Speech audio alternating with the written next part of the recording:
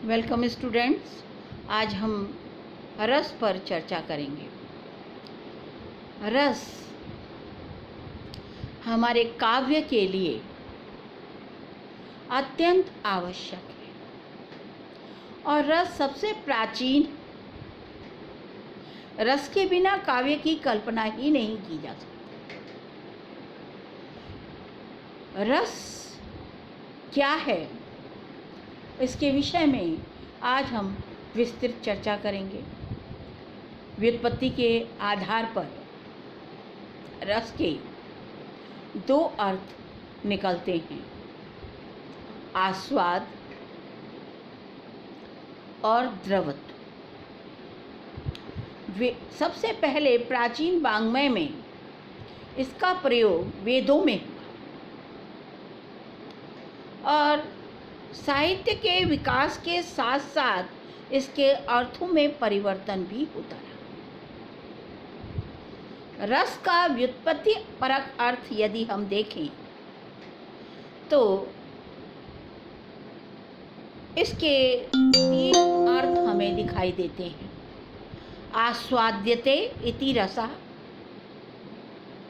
रस्यते इति रसः और द्रव्यते इति रसः।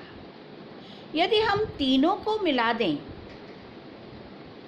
तो इसका अर्थ निकलेगा जो द्रवीभूत कर दे, जो आस्वाद प्रदान करे, जो शरण करता रहे, अर्थात मन की कठोरतम वृत्तियों को पिघलाकर जो कोमल बना दे, जो सहृदय बना दे,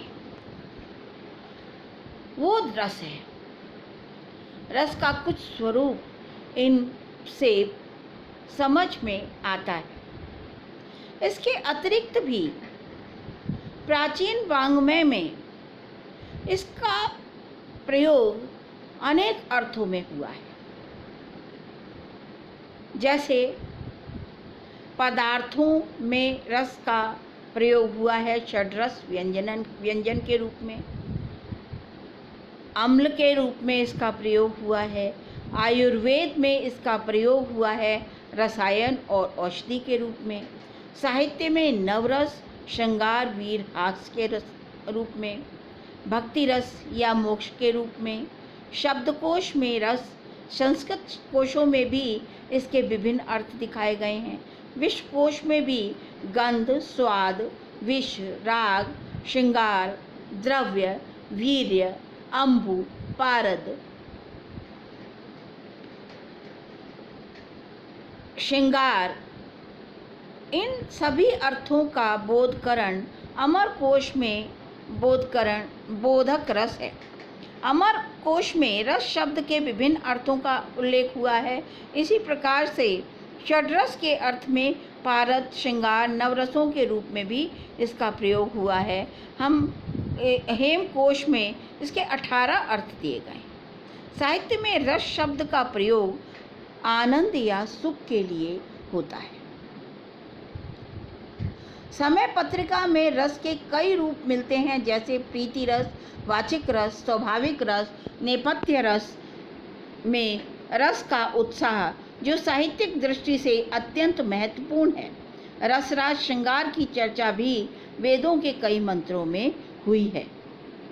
आजायते युवते पति परिदाय रसम दुहे, यहाँ रस प्रणय जन सुख का द्योतक श्रृंगार आदि रसों की एक विशाल साहित्य विभिन्न भारतीय भाषाओं में उठ खड़ा हुआ। उन सभी में रस का मूल वेद मंत्रों में है। वीर, करुण, हास्य, भयानक, अद्भुत, शांत, वात्सल्य आदि विभिन्न रसों की भावनाएं वैदिक ऋचाओं में सन्निहित हैं। सूक्तों में भी स्थान स्थान पर कला और वाणी का स्वरूप से भरे हुए विचार मिलते हैं, जिनसे स्पष्ट होता है कि आश दृष्टि रस और सौंदर्य के मर्म तक पहुंच चुकी थी, परंतु उसका निष्कर्ष आध्यात्मिक था। रसो वैसा मूल और आदिम सौंदर्य का पुराना विवेचन कलात्मक था। इसका आधार नृत्य, नाट्य, संगीत नृत्य, नाट्य, संगीत, चित्रमूर्ति, कलाएं आदि था। वेदों में रस का प्रयोग जल, दूध के लिए हुआ है। यद्यपि वहाँ रस का शास्त्रीय विवेचन नहीं किया गया, फिर भी वेदों के अनेक उदाहरण भरे पड़े हैं। उपनिषदों तक आते आते रस के अर्थ के विकास में सूक्ष्मता आ गई और तैत्तिरीय उपनिषद में नित्य सत्य ब्रह्म के लिए रस का प्रयोग हुआ। बृहदारण्यक में रस को सारभूत तत्व माना गया। रस सार चिदानंद प्रकाशा रसो वैसा उपनिषद युग तक रस शब्द अपने मुख्य अर्थ से ऊपर उठकर सूक्ष्म अर्थ का द्योतक हो गया और उसे प्राण स्वरूप स्वीकार किया जाने लगा। बृहदारण्यक उपनिषद में इसकी परिभाषा दी गई है। उपनिषदों में आनंद की चरम सीमा की प्राप्ति के रूप में ऋषि मुनियों,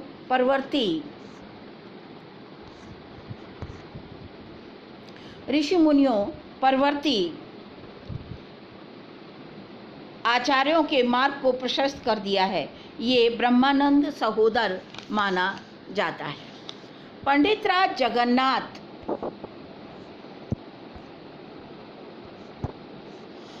राज जगन्नाथ ने रस का विवेचन बहुत से उपनिषदों में विवेचित मान्यताओं के आधार पर अधिष्ठित है। उन्होंने वेदों उपनिषदों से रस का अर्थ भौतिकता से आध्यात्मिकता की ओर, स्थूल से सूक्ष्म की ओर होता है, परंतु रस के शास्त्रीय अर्थ में रस का स्पष्ट प्रयोग वैदिक वाङ्मय में नहीं मिलता। वैदिक साहित्य के पश्चात रामायण, महाभारत आता है। इस काल में रस शब्द का विशेष विकास नहीं हुआ। महाभारत में इसके दो नवीन अर्थ अवश्य मिलते हैं, काम और स्नेह, परंतु सामान्य रूप में पूर्ववर्ती अर्थों में ही रस प्रयुक्त होता रहा। सूत्रकाल रामायण, महाभारत के बाद आता है। इस युग में भारतीय दर्शन के मूल ग्रंथों की सूत्रबद्ध रचना हुई तथा जैन और बौद्ध दर्शन का प्रारंभ हुआ। इसी युग में पाणिनि की अष्टाध्यायी एवं महाभाष्य आदि ग्रंथों के अतिरिक्त अर्थशास्त्र, वात्सायन के कामसूत्र का प्रणयन हुआ। इस युग में भी रस के अर्थ में कोई उल्लेखनीय परिवर्तन व विकास नहीं हो पाया। रस का शास्त्रीय अर्थ सूत्रकाल के बाद रस के नाट्यशास्त्र का समय आता है। कामसूत्र के सर्वप्रथम कामसूत्र में रस का प्रयोग रति या काम शक्ति के लिए किया गया है। रसो रीति प्रीति भावो रागो वेगा समाप्ति रीति रति पर्यायः। इस ग्रंथ में एक स्थान पर इसका प्रयोग शास्त्रीय अर्थ में भी दिखाई पड़ता है। रस के प्रयोग में रस का अर्थ भाव से है, जो श्रृंगार आदि संचारी भावों का बोधक है। इस प्रकार हम देखते हैं कि नाट्यशास्त्र से पूर्व रस शब्द का विभिन्न अर्थों में विकास तो हो गया था, अतः भरत के नाट्यशास्त्र में ये शास्त्रीय अर्थ का वाचक बना और इसे सही रूप में रस के रूप में परिभाषित सबसे पहले भरत मुनि ने किया। और भरत मुनि का संपूर्ण रस मीमांसा का मूलाधार है उनका रस सूत्र। विभावानुभाव संचारिणः संयोगादृश निष्पत्ति। विभाव, अनुभाव और संचारी भावों के संयोग से रस की निष्पत्ति होती है। यद्यपि इस सूत्र में रस निष्पत्ति का आख्यान किया गया है, फिर भी रस के स्वरूप पर भी प्रकाश पड़ता है। अभिनव गुप्त ने भी इसे रस का लक्षण मानकर एव क्रम हेतु पिधाय रस विधेयम लक्षणा सूत्रम कहा है। भरत के रस के स्वरूप को स्पष्ट करते हुए कहा है कि जिस प्रकार अनेकों व्यंजनों तथा औषधि आदि के संयोग से रस की उत्पत्ति होती है, अनेक भावों के संयोग से रस की निष्पत्ति होती है। जैसे गुड़ आदि द्रव्यों, व्यंजनों तथा औषधि से पानक रस आदि के रस उत्पन्न होते हैं, उसी प्रकार अनेक भावों के उपागम होने से स्थायी भाव रसत्व को प्राप्त होता है। रस से किस पदार्थ का कथन किया जाता है? आस्वाद होने के कारण इसे रस कहा गया है। जिस प्रकार नाना भांति के व्यंजनों से संस्कृत अन्न खाकर रसास्वादन करते हैं, उसी तरह से हर्ष आदि इसका आस्वादन करने से भावों और अभिनयों के द्वारा व्यक्त किए गए वाचिक, आंगिक, सात्विक अनुभवों से युक्त स्थायी भाव का सहृदय और प्रेक्षक आस्वाद प्राप्त करते हैं, आनंद प्राप्त करते हैं, सुमनवत सहृदय हृदय कहे जाते हैं। अतः नाट्यशास्त्र से उद्भूत होने वाले को नाट्य रस कहा गया। भरत मुनि के रस संबंधी विचारों को निष्कर्ष इस प्रकार से: रस आस्वाद्य होता है और अतः अनुभूति न होकर अनुभूति का विषय होता है। रस एक संश्लिष्ट पदार्थ है जिसमें भावों के विभिन्न अवयव अपना स्वतंत्र अस्तित्व धारण करते हुए विलीन हो जाते हैं। रस एक इकाई के रूप में प्रस्तुत होता है। रस विभाव, अनुभाव, व्यभिचारी भावों तथा विविध अनुभवों के द्वारा रस की अभिव्यक्ति होती है। विविध भावों और अभिनयों के द्वारा रस संयुक्त होकर स्थायी भाव रस को प्राप्त होता है। चौथा है, जिस प्रकार अनेक व्यंजनों, औषधि के संयोग से रस की उत्पत्ति होती है, उसी प्रकार अनेक भावों के संयोग से रस की निष्पत्ति होती है। जिस प्रकार नानाविध व्यंजनों से रस अन्न को खाकर रसास्वादन प्राप्त करते हुए पुरुष हर्षित होते हैं, उसी प्रकार अनेक भावों, अभिनयों द्वारा व्यक्त वाचिक, आंगिक, सात्विक अभिनयों से युक्त स्थायी भाव का आस्वादन प्रेक्षक करता है और सुमनमय माना है, उसके अनुसार रसास्वाद रसानुभूति को प्राप्त करता है। रसास्वाद आनंदमय है। भरत के पश्चात रस सूत्र की महत्वपूर्ण परिभाषा मम्मट ने प्रदान की और मम्मट के अनुसार लौकिक व्यवहार से वृत्ति आदि चित्तवृत्ति विशेष को जो कारण, कार्य, सहकारी आदि होते हैं, वे काव्य नाटक में वर्णित होकर रति आदि स्थायी भावों के विभाव, अनुभाव, व्यभिचारी भाव कहे जाते हैं तथा विभाव आदि के द्वारा व्यक्त किया गया स्थायी भाव रस कहा जाता है।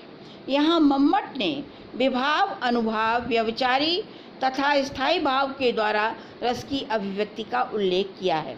रति आदि की उत्पत्ति के कारणों को विभाव, अनुभाव को कार्य, व्यभिचार को सहकारी कारण कहा गया है।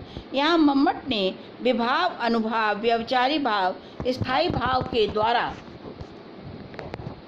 रस की अभिव्यक्ति का उल्लेख किया है। यहाँ रति आदि सहकारी का रूप कहा गया है। उन्होंने रस के स्वरूप का विश्लेषण रस के कारण भूत, विभावादि विलक्षण स्वरूप को वर्णित किया है। सामान्यतः इसका स्वरूप ये है, रति आदि के स्थायी भाव, अनुभाव संचारी भावों के संयोग से पुष्ट होकर आनंद के योग्य हो जाते हैं तथा रस कहलाते हैं। ये कहा जा सकता है कि मानव के हृदय में स्नेह आदि कुछ भाव अविच्छिन्न रूप से रहते हैं और वे सदा ही व्यक्त दशा में नहीं रहते, वासना रूप में, सूक्ष्म रूप में विद्यमान रहते हैं। उन्हें ही साहित्य मर्मज्ञों ने स्थायी भाव की संज्ञा दी है और विविध प्रकार से इनका वर्गीकरण भी किया है। इस स्नेह आदि का लोक में जो कारण होता है, एक स्नेह आदि का उत्पादक कारण और दूसरा परिपोषक कारण, वे आलंबन उद्दीपन भाव कहे जाते हैं। इसी प्रकार से अनुभाव और व्यभिचारी भाव आदि इस को स्पष्ट किया है।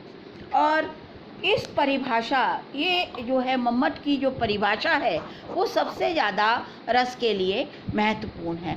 और इस परिभाषा के बाद सबसे जो महत्वपूर्ण परिभाषा है वो आचार्य विश्वनाथ की है, जिसका उल्लेख हम अपने अगले वीडियो में करेंगे। सो धन्यवाद, और मैं अगले वीडियो में इसका उल्लेख करूँगी।